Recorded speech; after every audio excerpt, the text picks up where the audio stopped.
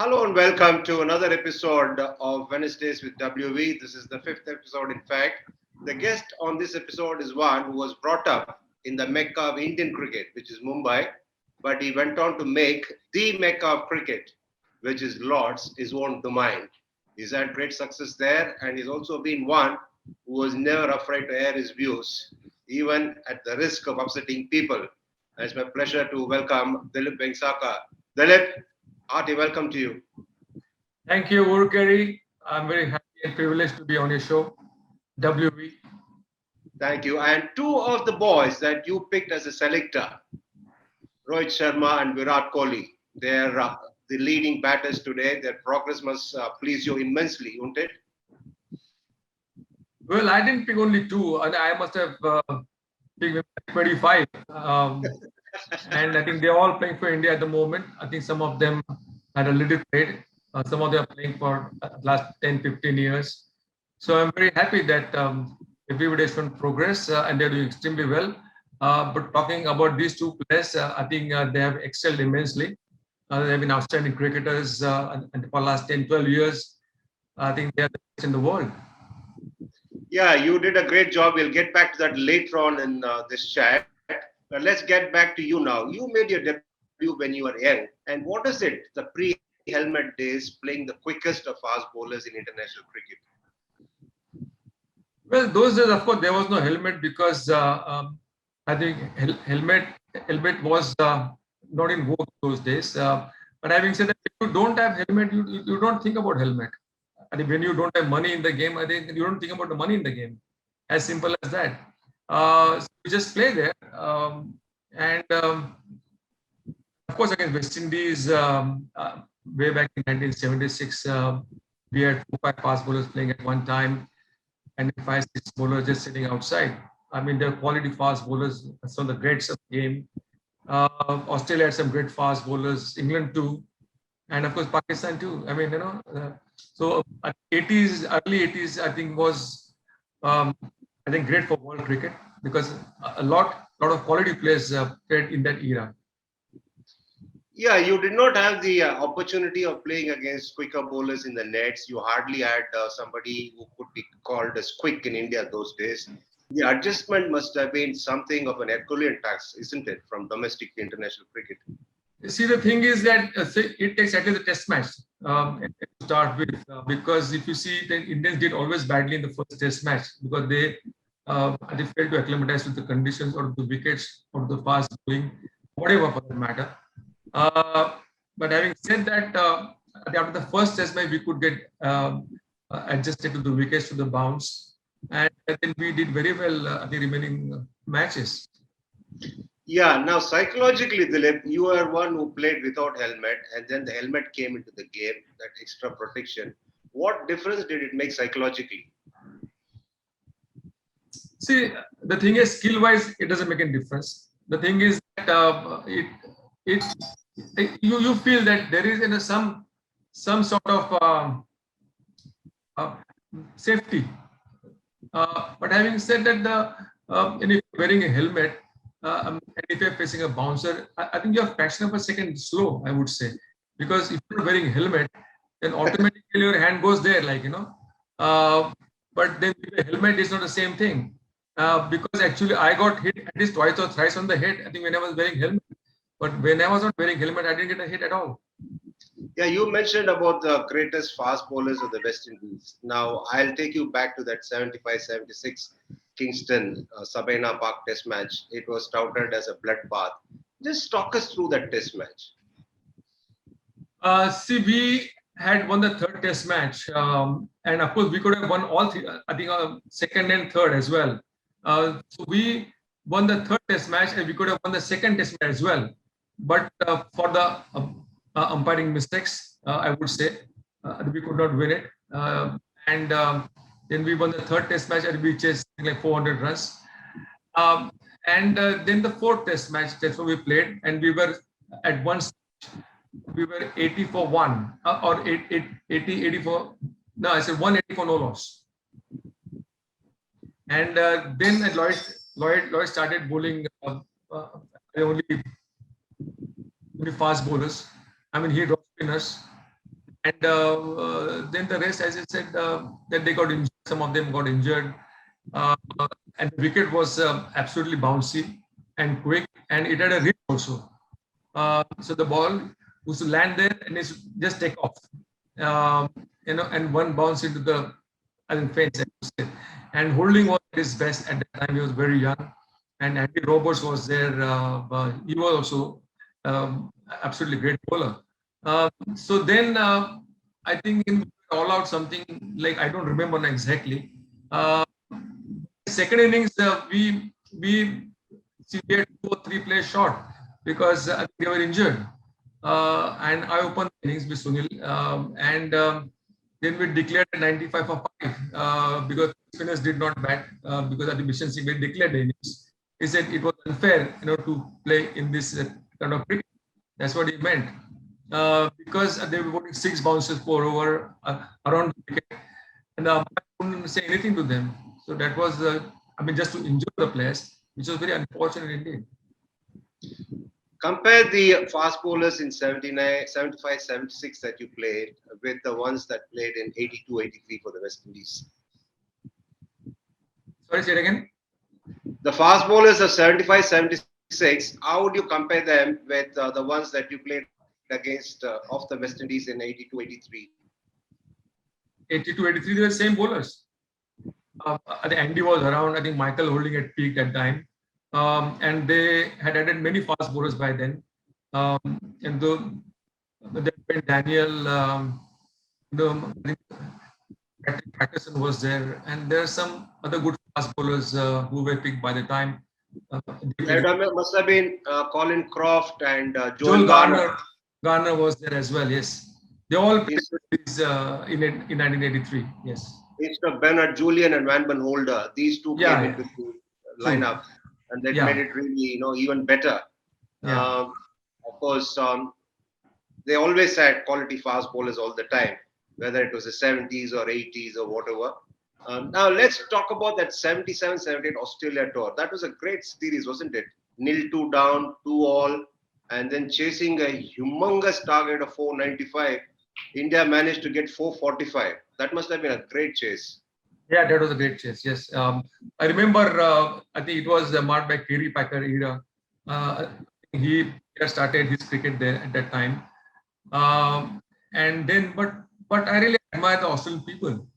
Australian people came in huge numbers to watch Test match cricket. And very few people went to Kerry Packer's those night games. And I thought Kerry Packer had signed the greatest players of that era. Really, they're really big names. And Australia, I think, was not at its best because Ian Chappell, Ray Chappell, Thompson, and all those were not there. But then I think it was led by Bob Simpson. Kim Hughes was there. Jay Thompson was there. Graham Yallop was there. So they all did extremely well. And of course, spinners only. Those days, our opening bowlers were Lal and Mohinder Ramana, and Kasan Gauri sometimes. So the thing is that India played really well. The spinners bowled really well. And we drew the series, and that was the last Test match at Adelaide. I remember very vividly those days. And it was a rest day. And rest day, I think we were really doing extremely well in the Test match. But we lost our way on the 4th day itself, and they piled up a huge total. Shouldn't have been, to be honest with you. I think one or two spinners were injured, and the load came on to other bowlers, and they piled up score, and then we had to chase over 400 runs, and then we just fell narrowly. Yeah, chasing 495 and sort of falling short by 47 was a great achievement. What was it playing Thompson without a helmet? Well, as I said, I think when there was no helmet, you don't think about helmet. You have to go out there and face him. I think he was the fastest bowler I faced because some of the deliveries were extremely fast. And he was strong, quick, very fit. and those hard and bouncy wickets. Actually, when I toured West Indies and Australia in 76 and 77, I think those wickets were extremely fast. But but on other tours later on other tours, they had gone very slow in the, and now all the wickets have become very slow. But what I've seen in Brisbane and all those wickets were extremely fast. Let's get across to Lords. What was it that brought you the best out of you? See, there are some grounds where you get good vibes, that is positive vibes, and for me, Lords was one of them, definitely. And and the atmosphere there, of course, this is the history and tradition. The Lords is huge because you always hear commentary between England, Australia, England, India in the old days, and the Lords is the headquarters of cricket.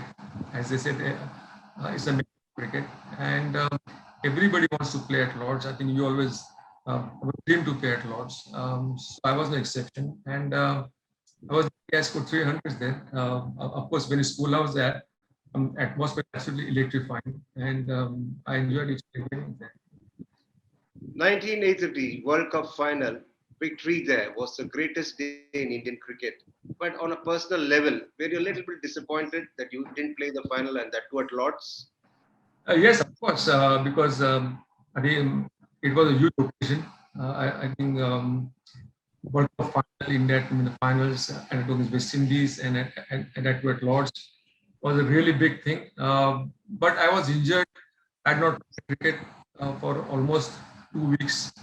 Um, and though I was fit for the final, other players have done extremely well. A winning combination always stays. That's what I always feel.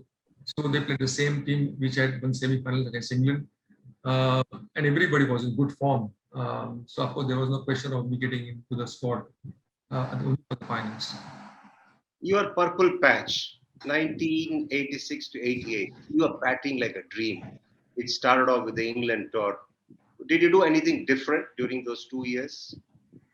Not really, but the thing is that I had matured as a batsman, and then I was more hungry. Then, of course, to score runs, to win matches for India, and that's the only thing, And batsman's peak comes only when he is at around 26, 27, and that lasts for 5, 6 years.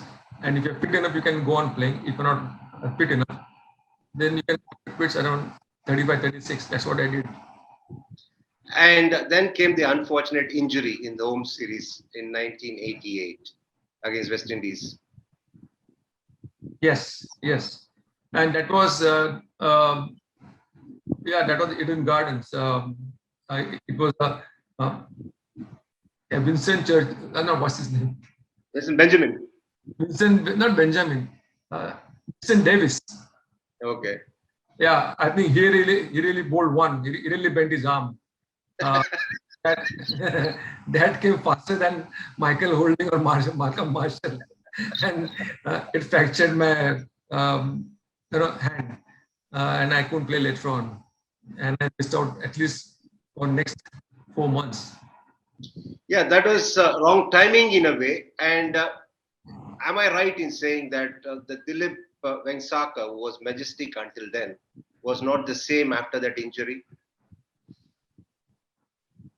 If you say in hindsight, of course I was doing well in the sense, but then, on the tour of Australia, I was dropped, I think, from one-day matches, and that was a thing, because that time I was the highest scorer for India, and I couldn't find a place, and I understand that India was winning, but India was losing each and every match on the tour of Australia. So, so I was. So our coach Abbas Ali Beg was there, and he asked me what we should do. I said, "You are asking an interested person." I mean, I can understand that you're winning all the matches, and you kept me on the sideline. Now I'm the scorer in ODI still then.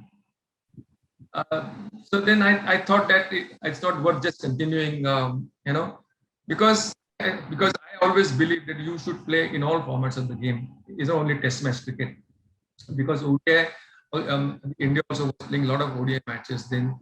Um, and if you're playing all the matches, then you're always in the groove. Your tenure as captain, what do you attribute it to? Wrong time, tough series like West Indies back to back. What was it? Obviously, because actually when I captain almost 10 test matches, out of 10 test matches, 7 were against West Indies.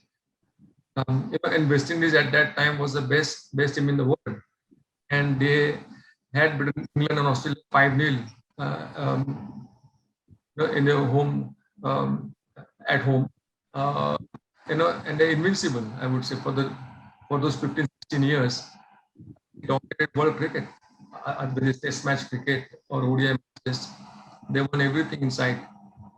And then I led the side, and of course in 88, 89, we had a lot of youngsters in the team. They had no experience, uh, but of course they played later on very well for India. But in West Indies was too good for us. Yeah, wrong time, perhaps maybe extended run could have been different. As a batter, one thing was noticeable all through your career. The first 10, 15 runs, you're a sort of a nervous starter. Then you are majestic. Was there any specific reason for it or it just happened? It just happened, I guess, because I took some time to settle down, but once I settled down, it was okay. But the first few minutes were between nervous. As an individual, you are always one who had to say what he felt. You could hold back. Now, in hindsight, or maybe if you reflect on that, do you think you should have been a bit more diplomatic, or you're happy with how you were? Well, see, actually, I cannot be diplomatic. You know, and my nature is such. I mean, I have to speak the truth. And I always felt that if you speak the truth is always good, because then you know the person's mind. But if you just go on with the flow, it's like, no, no, you're right, or you're wrong, whatever. This thing, it's not me. I think I have my own opinion. I think maybe wrong or right, whatever. It's up to you to take it. But I feel I must speak my mind. Dilip Vengsarkar, of course, the batter, everybody knows your contributions are well recorded. Now, personally, I always felt that your contribution as the chairman of the TRDO committee that was set up, which was the Talent Research Development Wing, those days, I thought that contribution was phenomenal. How could you see so much of cricket after having played so many years? See, I love watching cricket, to be honest with you. I'm talking about under 14, 16, 19. Because I started my cricket academy in 1995. And I saw a lot of good youngsters. They played for Mumbai and they played for India A teams. I think they played for India or whatever. But then I think hats off to Dalmia, because he was the one who started this wing, and I had a great team under me, and we got a lot of under 14 matches, 16 and 19 matches. That helped me when I became chairman of selection committee, because I had watched all those boys in that era. So it was easier for me to pick them, because I knew about the skill level, I think the mental toughness, um, I don't match winning abilities, all kinds of things, very easier for me. The selector's job was not a walk in the park, was it? No, I loved it. I enjoyed it. I loved it. I loved it because when I retired, I became selector of Mumbai immediately next year. Um, and Dalmia asked me to take over in the selection committee as well. But there's something in my mind, that you pick the best selectors from India. I mean, don't go by zonal thing. But that said, it's not possible in a huge country like India. Then I said, I'm interested. Then again, after 2 years, again he asked me, Dilip, you change your mind and you become selector. I said, you change this thing, for zonal system, and I'll be there. But later on, I found, that if you're right kind of people, whether they are from East Zone or South Zone or West Zone, whatever, and in the same wavelength, it definitely helps. And that is what happened when I became chairman of selection committee. I agreed later on to become. You made a lot of tough calls as a selector. Must have upset quite a few people. I don't know about that, but as far as I am concerned, I was very happy that I could take tough calls. You know, when we took over in 2006, India was fifth in ICC ranking. You know, and in 2 years' time, I think we were number one in all formats of the game, and that includes that we won the first T20 World Cup in South Africa as well. You saw Virat get 100 in an A series in Australia. You felt he was ready. What is it that selectors need to see when they pick a youngster? This is basically vision of a selector. Um, um, it's not that he scored 100, but what I admire about him that he was asked to open the innings. He said, "Okay, I'll open the innings." You know, and we were chasing something like 270 runs against New Zealand, and New Zealand had international fast bowlers, you know, good attack, and we had picked emerging players team. They were all under 23, and we wanted him to the French players and who would play for India later. You know, and Virat played so brilliantly. And after scoring 100, he made sure India won the match because he scored 123 not out in that innings. So I knew that this guy is matured, and I've been watching him since under 16 days. I watched under 16, under 19, and then for India. So I knew that this guy is ready, and he should be picked because then we were going to Sri Lanka to play one-day series. So I said the ideal opportunity to pick this youngster and groom him. Well done, Dilip. Hats off to you. You said you enjoyed the role of a selector. Did you feel the same as an administrator, or you felt it was not your cup of tea? No, I love administration as well because I was the one, I think, um, who was looking after uh, right from under 12, under 14, 16, 19, you know, first class cricket. And I enjoyed that role as well. I was the one who I did headed in MCS committee. I think Mr. Pawar was not available. And I enjoyed immensely. I was there for 10 years. I wouldn't have been there. And this was an honorary job. I wouldn't have been there if I had not enjoyed it. You have played through 3 decades during a career in the 70s, 80s, 90s. After that, you've been involved in various roles. Now, what are the big changes that you've seen in cricket in terms of the game? Of course, there is a huge, the early 90s, money has come into the game. A lot of money has come into the game. And the T20 format, the emergence of T20 format is a thing like, you know, which is so popular all over the world. Because if you see, there are something like 100 associate teams which are associated to ICC, and they're playing this format, T20 format, which is very popular. But there is, of course, I think the players' mindset has changed immensely. You know, they want to play in the IPL because there's so much money in the game. But having said that, now you can make career out of it. You know, if you are doing well in cricket, I think you can make a huge amount of money. But you have to play either in IPL or for India, you know, ODIs and you know, test matches. I always tell the boys that if you are good enough to play test match cricket, then you can play in any format of the game. But if you are good only T20, then you may be good at test match cricket because that is the ultimate form of cricket. You would have enjoyed playing the T20 format? I would have loved it. I would have loved it. I would have opened the innings. I would have given it to others. I would have batted all 20 overs. Of course, because of your ability to attack was why perhaps I understand you were given the nickname of Colonel. Do you like that name?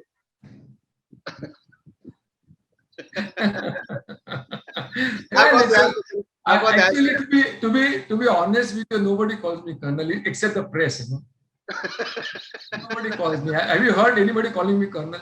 I know I have not heard because I was under the impression they realized you didn't like it. But anyway, we'll leave it at that. We'll go to the next one.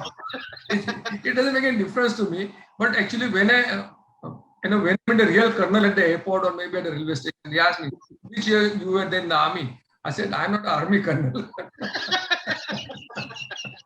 Okay. A lot of changes have come into this game. A change is a way of life. Are you happy with quite a few changes that have happened in Mumbai cricket? But the game has to evolve. You know, the thing is, See, the game became very popular. When Test cricket was getting boring, they had ODIs. Um, and you could get people at ODI matches. And now, of ODI was getting too monotonous. Now you have got this T20 format, which is amazing for that matter, and which is and as important as any other format. So the game has to evolve all the time, And of course, the thing is that Mumbai cricket, as you asked me, uh, it is good, but it is not as good as it used to be before. Simply because now there's so much international cricket. Yeah. In the olden days, all the international players could be available for club matches, for office matches, so that other young cricketers could learn from them, and they could improve faster. But nowadays, I think there's so much international cricket. So test cricketer or international cricketer, they don't have time to play club cricket or office cricket. And that is why Mumbai cricket is not as strong as it used to be. The World Cup team has been announced. Are you happy with the side, or would have been different if you were the chairman? See, there is, I think, no out-of-box thinking, I would say. I would have Umran Malik if he's fit enough to play, because he's a guy you have who's bowling 150 kilometers per hour. And you got to pick him now, and you can't pick him when he becomes 130. The thing is that, see, if you could see in IPL, the way he bowled, he was absolutely outstanding. And fast bowler, you have to give opportunity at the right time when he's at his best. But I think nursing an injury, that's what I was told. But I would have picked him straight away in the Indian team, because you have to take chances.